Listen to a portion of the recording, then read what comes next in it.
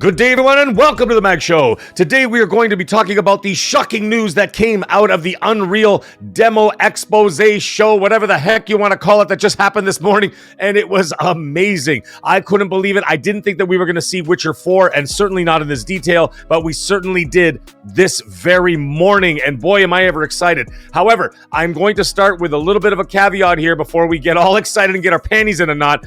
They did say, Epic did stress, that this is not actual gameplay. This is a tech demo. This is not part of the game. What we're seeing right now is an area that will be playable in the actual game, and it's called Kovir. It's a new area, and it will be explored in the new game. CD Projekt Red did come out and say the same thing, and say that this was there's a tech demo, and it's an early build of Unreal Engine's 5.6 open world features in action. And of course, Kovir will be a playable area in the actual game when it comes out. There's Kelpie, there's the horse. Now, here's the thing. When I first saw this morning, I got super excited. It also said that it's on the base PS5. We're going to get into that in about a minute or so. Now, I'm thinking to myself, oh my God, this is actually coming out this gen. But then when they clarified that this was a tech demo of the Unreal Engine's 5.6 open world feature set, I'm starting to think to myself, wait a minute, this isn't even close to being done. I'm thinking at this point, we're probably looking at 2.5 years from now, and I'm thinking it's going to be a cross-generational title. Now, however, we're going to get into that in just a second as well. Let's get back to the PS5 situation. So clearly, CD Projekt Red and Sony have a marketing deal for this game, as they didn't mention the other consoles.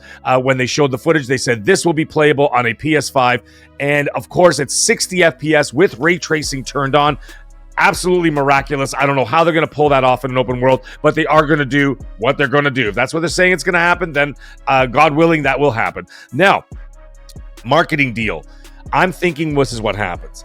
I think that in the fall of 2027, with a cross-generational title like this, you're going to launch it on the PS5, PS5 Pro, and then you have it as a flagship to launch on the PlayStation 6. What better way to buy a new console than to have this game being showcased as a cross-generational title for that and show all the bells and whistles of what a PS6 can do. Now, obviously, we got the series consoles and we have the PC as well. I would presume at this point, with all the rumors that we have heard, that Xbox will also be launching some sort of hardware in the fall of 2027. So that being the case, that would also be a great showcase for them as well, saying, hey, this is what you could buy right now, or you could wait for this next-gen console in, presumably, again, November, and you could get this game there with all the bells and whistles in November. Now, this thing looks absolutely incredible. Did you see a little bit earlier? There was some footage there of the horse with you can even see the muscles moving inside of the horse as it's running and everything else. These are the attention to details that I am super hyped for, and I think that this is the kind of thing that only I've seen from Rockstar before. Well, now we're going to see it from CD Projekt Red, who have climbed the ranks of some of the greatest open world designers of all time. Now, why do I think fall 2027? I'll explain why. Obviously not this year. Next year is also packed with an incredible release cadence of games that are going to be coming out. You've got Resident Evil 9. You've got Gears E-Day. You've got Fable. You've got Grand Theft Auto 6. Presumably Wolverine. That's the word we're hearing from there. You've got Call of Duty coming out, a new one. And then going head-to-head with Call of Duty in the same fall, you've got Vince Zampella's Battlefield coming out.